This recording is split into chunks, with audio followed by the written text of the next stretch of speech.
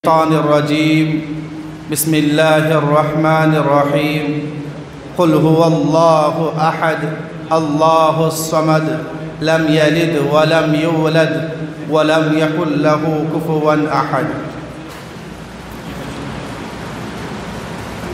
সম্মানিত সভাপতি মহাশয় এবং আমার সামনে বসে থাকা ইসলাম দরদি ভাই সকল, সমস্ত প্রশংসা সেই মহান রব্বুল আলামিনের জন্য, যিনি আমাদেরকে অত্যন্ত ভালোবেসে মানুষ বানিয়েছেন এবং মানুষের মধ্যে আমাদেরকে সালেহ হওয়ার সাথে সাথে মুসলিহ বানিয়েছেন। তাই সকল বলি আলহামদুলিল্লাহ। তারপরে মুহাম্মদ সাল্লাল্লাহু আলাইহি ওয়াসাল্লাম, যিনার বদৌলতে আমরা দিন পেয়েছি, যিনার মেহনতের ফলে আমাদের কাছে ইসলাম পৌঁছিয়েছে, সে নবী করিম সাল্লাল্লাহু আলাইহি ওয়াসাল্লাম এর ওপর দরুদ এবং সালাম শান্তির ধারা বর্ষিত হোক। আল্লাহুম্মা আমিন।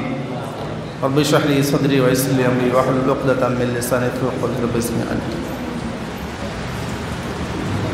আজকে আমার যে বক্তব্যের বিষয় ছিল লম্বা বিষয় ছোট, যদি বিস্তারিত আলোচনা করতে যাই অনেক লম্বা সময় লাগবে। কারণ বক্তব্যের বিষয়টা হচ্ছে ইসলামের মেন ভিত, আকিদা গুরুত্ব এবং ভ্রান্ত আকিদা। আমরা জেনে নেব আকিদার এই শাব্দিক অর্থ কী। আকিদা বলা হয়, আকিদা এসছে আপনার আদুন থেকে, আর আদুন মানে হয় আপনার গিট, দড়ি, এই গিট দিয়ে হয় আপনার, এটা আকিদা বলা হয়। এক কথায় বলতে পারি আমরা দৃঢ় বিশ্বাস, অটুট বিশ্বাসকে আকিদা বলা হয়।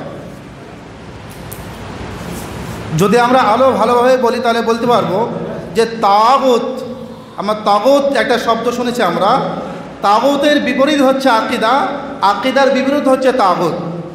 তাগুত কথা অর্থ কি? তাগুত কথা হচ্ছে এটাই যে হাত থেকে বেরিয়ে যাওয়া, লিমিট পার করে যাওয়া। একটা আপনার জায়গা রয়েছে, একটা ফুটবল গ্রাউন্ড রয়েছে, গ্রাউন্ডের বাইরে বল চলে গেলে কী হবে, আপনার এটা আউট হয়ে যায়, আপনার এটা বাইরে চলে গেল। এইটা হচ্ছে আপনার তাগুত বলা হয়। মানে যে বাউন্ডারি রয়েছে, বাউন্ডারির মধ্যে হয়তো ফলস হতে পারে, আপনার হ্যান্ড হতে পারে, ইত্যাদি ইত্যাদি, এরও কোনো আপনার ছোটোখাটো গোনা। আর যদি যখনই বাউন্ডারি থেকে আপনার বল বাইরে বের হয়ে যাবে, ওটা কি হয়ে যাবে, তাগুত হয়ে যাবে। আর ওইটাই হবে আপনার আকিদার বিগাড়, ভ্রান্ত আকিদা। তো যেটা বলছিলাম আকিদা না, দৃঢ় বিশ্বাস, এমন বিশ্বাস যেই বিশ্বাসের মাধ্যমে আমি জানতে পারবো যে এই ইবাদতটা করলে, এই কাজটি করলে আল্লাহ তাআলা সন্তুষ্ট হবেন, আর এই কাজের মাধ্যমে আমি জান্নাত লাভ করতে পারবো। এটা হচ্ছে আকিদা। আকিদা সম্পর্কে দেখুন, আমরা জানবো আকিদা যে লাফজটা আপনার কোনো কোরআনের আয়াতে নাই, আপনার নাই, তাওহীদ শব্দ এসেছে আপনার। তো তার জন্য একদল মুসলিম মানুষ তার আকিদাকে নিয়ে বলে আকিদা শব্দটা নাকি বেদাত, নাম করছে জামাতে ইসলামীরা। তো যেটা বলছিলাম যে আকিদা যদি আমাদের সঠিক থাকে, দৃঢ় বিশ্বাস, এমন বিশ্বাস, অটুট বিশ্বাস, যদি আমরা বাউন্ডারির মধ্যে থাকি আমরা, তাহলে অবশ্যই আমরা একদিন না একদিন জান্নাতে প্রবেশ করতে পারবো। আর আকিদার মধ্যে যদি আমাদের গড়বড় হয়ে যায়, যদি ভ্রান্ত আকিদার মধ্যে আমরা চলে থাকি, মানহাজে সালাফের বাইরে যদি আমরা চলে যাই, তাহলে আমাদের সমস্ত আমলই বাতিল হয়ে যাবে। আর যখন সমস্ত আমল বাতিল হয়ে যাবে, আমরা যতই ইবাদত করে না কেন, সমস্ত ইবাদত কী হবে, বাতিল বলে গণ্য হবে। যেমন আল্লাহ রাসূল সাল্লাল্লাহু আলাইহি ওয়াসাল্লাম সাহাবায়ে কেরাম বললেন, হে আমার সাহাবাগণ, তোমাদের মধ্যে, তোমাদের পরে এমন একটি দল তৈরি হবে, এমন একটি জামাত আসবে, যারা অনেক কোরআন তেলাওয়াত করবে, অনেক ইবাদত করবে, অনেক নামাজ পড়বে। তোমরা জেনে নেবে তারা জান্নাতি না, তারা খাওয়ারিজ। কি তারা? খাওয়ারিজ তারা। এখানে স্পষ্ট এটাই যে আকিদা যদি মজবুত না থাকে, সঠিক যদি আকিদা না থাকে, দৃঢ় বিশ্বাস যদি আমাদের না থাকে আল্লাহর প্রতি, কোরআনের প্রতি, যদি আমরা বাউন্ডারি পার করে ফেলি আমরা, তাহলে আমাদের সমস্ত ইবাদতই বাতিল হয়ে যাবে। রাত দিন যত ইবাদত করব, কোনো ইবাদত কাজে আসবে না। এটা হচ্ছে চূড়ান্ত সিদ্ধান্ত। আল্লাহ তাআলা বলেন সূরা বাকারার মধ্যেই, আল্লাহু ওয়ালিয়ুল্লাযীনা আমানু ইখরিজুহুম মিনাজ যুলুমাতি ইলান নূর। মুমিন ব্যক্তিকে আল্লাহ রাব্বুল আলামিন যুলুমাত, অন্ধকার থেকে নূরের পথে নিয়ে এসেছেন। ওয়াল্লাযীনা কাফারু উলাইকা হুমুত তাগুত, আর যারা কাফের, যারা কুফরি করেছে, তারাই হচ্ছে তাগুত, বা তারাই হচ্ছে আপনার লিমিট ক্রস করেছে আপনার, তারাই গ্রাউন্ড থেকে বেরিয়ে গিয়েছে, আর তারাই কি, তারাই হচ্ছে জাহান্নাম। তো ভ্রান্ত আকীদা হচ্ছে আপনার এটাই যে আমাদেরকে এমনভাবে বিশ্বাস করতে আল্লাহ রাব্বুল আলামিনকে, আর এমন মানহাজে সালাফের আকীদা জুড়ে ধরতে হবে যেই আকীদাগুলো আমাদের মানহাজে সালাফের আকীদা ছিল, আর সেই আকীদাকে আমরা ধরে রাখতে হবে। নতুন করে ভ্রান্ত আকীদা যদি তৈরি হয়, যদি কেউ সৃষ্টি করার চেষ্টা করে, আমাদেরকে দূরে থাকতে হবে, আমাদেরকে বাদ দিতে হবে। যেমন আমার একটা ভাই শাকিল বিন হানিফের একটা কথা বললেন, এটা ভ্রান্ত আকীদা। এটা কি ভ্রান্ত আকীদা? আমাদের আকীদা থাকা উচিত যে দাজ্জাল একদিন আসবে, এটা আমাদের আকীদা। ইমাম মাহদি আলাইহিস সালাম আসবেন, ঈসা আলাইহিস সালাম আসবেন। ইমাম মাহদি এবং ঈসা আলাইহিস সালাম দুটো ভিন্ন মানুষ, এটা আমাদের আকীদা। এটা আর যদি এই আকীদা থেকে যদি আমরা বেরিয়ে যাই, যদি আমরা মনে করি শাকিল বিন হানিফি আপনার ঈসা আলাইহিস সালাম, শাকিল বিন হানিফি আপনার ইমাম মাহদি, তাহলে আমরা কী করলাম? আকীদা থেকে বেরিয়ে গেলাম। আর যখনই আমি আকীদা থেকে বেরিয়ে যাব, যখন আমি গ্রাউন্ড পার করে যাব, তখন আমি তাগুতের মধ্যে চলে গেলাম, আর আমার আকীদা আপনার কী হলো? ভ্রান্ত আকীদা হয়ে গেল, আমি ইসলাম থেকে বেরিয়ে যাব। আহলে কোরআন শুনেছি আমরা, আহলে কোরআন বক্তব্য কী তাদের? যে আমরা শুধু কোরআন মানবো, হাদিস মানবো না, তাই তো নাকি? তো মেন কথা হচ্ছে, পদের সম্পর্কে কয়েকটা কথা বলি। আহলে কোরআন হচ্ছে আপনার একটা খাওয়ারিজদের একটা পথ, একটা শাখা। কাদের বললাম? খাওয়ারিজদের। কারণ কোরআনকেই নিয়ে ফয়সালা করব, কোরআনই হচ্ছে আমাদের নেতা, কোরআনই হচ্ছে হাকিম, তাহকিমুল কোরআন বলা হয়। এটা কাদের আকীদা ছিল? এটা সর্বপ্রথম এই যে আকীদাটা আপনার স্থাপন করেছিল আপনার খাওয়ারিজ। জঙ্গে সিফফিন যখন মুআবিয়া এবং আলী রাদিয়াল্লাহু তাআলা আনহুমার মধ্যে যুদ্ধ চলছিল, সেই অবস্থায় খাওয়ারিজরা তলোয়ারের উপর কোরআন দিয়ে বলেছিল তারা যে কোরআনই ফয়সালা করবে, কোরআনে তাহকিম, কোরআনে হাকিম, এই কথা। মানে কোরআনকেই সব, আমরা কোরআনেই সব কিছু আমাদের, আর অন্য কিছু নাই। এটা খাওয়ারিজদের আকীদা। এটা তো আমাদের মধ্যে এমন আকীদা যেন না থাকে যে আকীদার কারণে আমরা ইসলাম থেকে বেরিয়ে যাব। আলোচনা লম্বা করছে না, সময় সংক্ষিপ্ত। আল্লাহ রাব্বুল আলামিন আমাদের মধ্যে এমন ভ্রান্ত আকীদা যেন না থাকে যার মাধ্যমে আমরা ইসলাম থেকে বেরিয়ে যাব। রাব্বুল আলামিন আমাদেরকে এমন আকীদার মধ্যে, মানহাজে সালাফের মধ্যে রাখো যার মাধ্যমে আমি জান্নাতে যাওয়ার রাস্তা খুঁজে পেতে পারি। আমি তৌফিক দান করো, আমিন।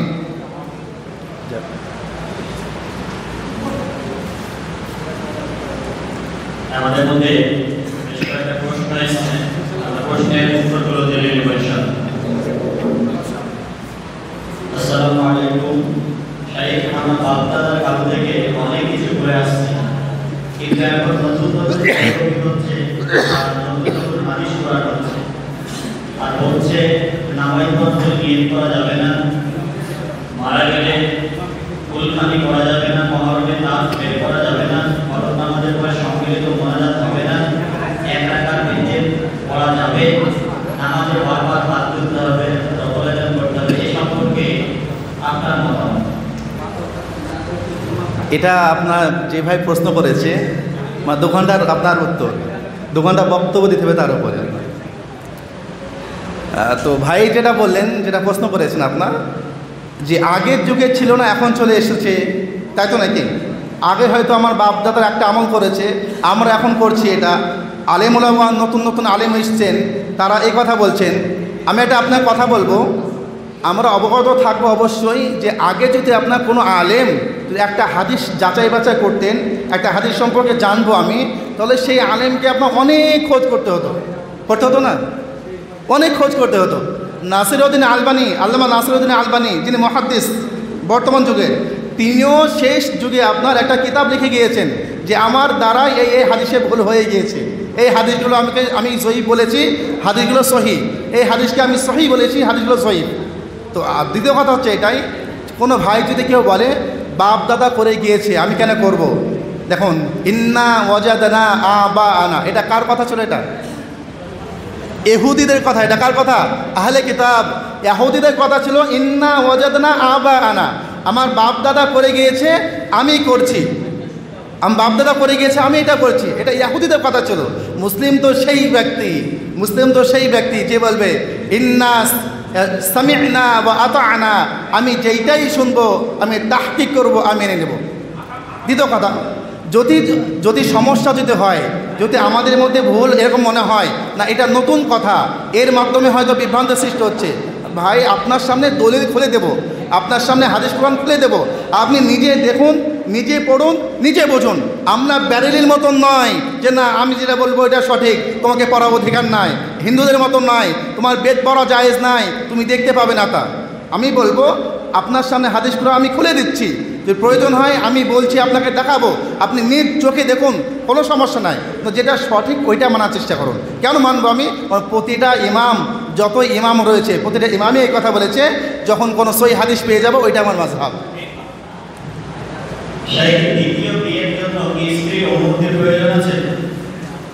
এই সম্পর্কে আগে কোনো সমস্যা নাই।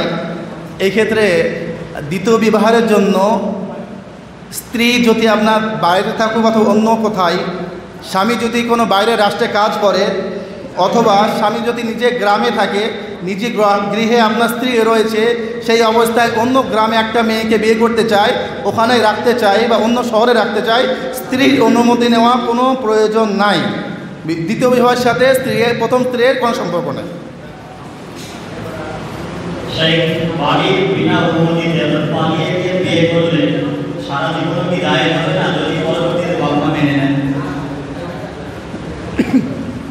বিয়ের ক্ষেত্রে আমরা জানবো, বিয়ের ক্ষেত্রে আপনার দুটো জিনিস রয়েছে, কয়টি বললাম? একটা সিহহাতে নিকাহ, একটা কামালে নিকাহ।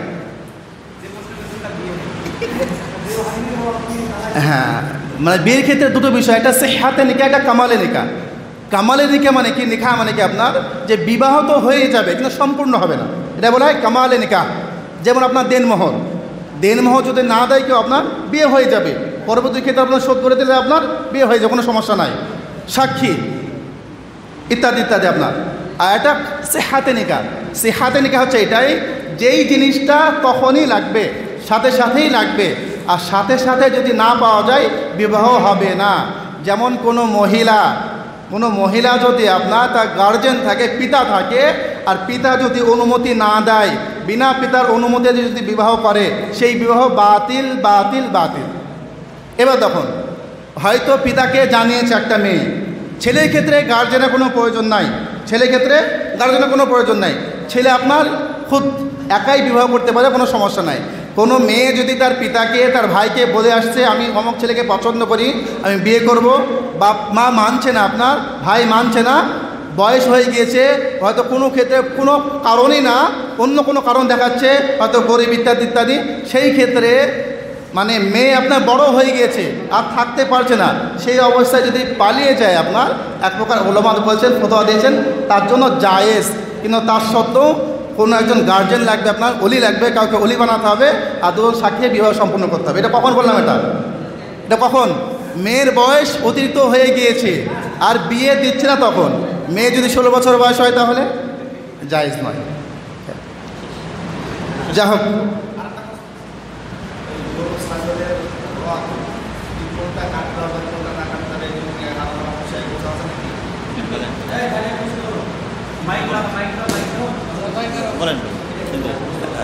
দেখুন, একটা হচ্ছে আপনার প্রথম কথা হচ্ছে যে একটি হচ্ছে আহকাম, একটা পদ্ধতি, একটা আহকাম, একটা পদ্ধতি। আহকাম মানে হচ্ছে ওইটাই যেই বিষয়টা আপনার গুরুত্বপূর্ণ করতে হবে, না করলে তো হবে না। যেমন জবাইয়ের ক্ষেত্রে আমরা জানি যে আহলে কিতাব যারা রয়েছে, ইহুদি খ্রিস্টান যদি কোনো কিছু জবাই করে, এটা খাওয়া জায়েজ আমাদের জন্য। কেন জায়েজ? তা আল্লাহকে মানে কোনো পশু যদি আল্লাহর নামে জবাই করা হয়, ওটা খাওয়া জায়েজ, নিঃসন্দেহে জায়েজ। আর তাছাড়া যে পদ্ধতি বলা হচ্ছে আপনার কীভাবে জবাই করতে হবে, এটা করলে হবে না আপনার। দেখুন, এটা যে পদ্ধতি একটা, আমরা যারা কষায় রয়েছে আমরা তারাই ভালো বলতে পারবো কোন পদ্ধতিতে জবাই করলে আপনার জবাইটা ভালোভাবে হবে, কোনো সমস্যা হবে না, ওইটা সঠিক নিয়ম। অন্যথা পশ্চিম দিকেই মুখ করতে হবে, নাহলে কোরবানি হবে না, নাহলে জবাই হবে না, ঠিক আছে, ওই 3 চাপতেই কাটতে হবে, নাহলে জবাই হবে না, এইসব একটা পদ্ধতি আর কি, অন্য কোনো সমস্যা নাই। মুসলিম যদি হয়, বিসমিল্লাহ যদি বলে, জবাই করলে খাওয়া যায়, কোনো সমস্যা নাই।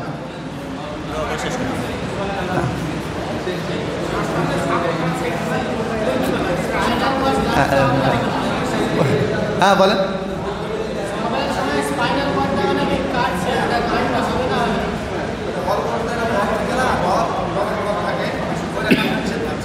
ওটা না কাটলে জবাই হবে আপনার? না, ওটা না কাটলে জবাই হবে কি? কোথায় আছে কাটা নিষেধ? না, হয়তো আমি জানি না, কেউ যদি বলে কাটা নিষেধ, দেখুন আমি জানি না, আর এই সম্পর্কে আমি বড় বড় সাহেবকে প্রশ্ন করেছি, ওনারা বলেছেন এই সম্পর্কে কোনো তথ্য নাই, কোনো তথ্য নাই। সেই ক্ষেত্রে যদি বলে, কেউ যদি বলে আপনার ওটা কাটা জায়েজ নয়, আপনার অবশ্যই দলিল পেশ করতে হবে। কারণ একটা হালালকে যদি হারাম বলে দিই তাহলে দলিল চাই। আমার মতো আমি জানা নাই, আমি জানি না ওটা কাটা জায়েজ নয়, এই সম্পর্কে আমার কাছে কোনো তথ্য নাই। আর যে বলেছে কাটা জায়েজ নয় অবশ্যই দলিল চাইবেন, দলিল যদি আমরা পেয়ে যাই আমরা অবশ্যই মানব, কোনো সমস্যা নেই। ঠিক আছে, আল্লাহ রাব্বুল আলামিন আমাদেরকে সঠিকভাবে সঠিক আমল করতে পেরে আমিন।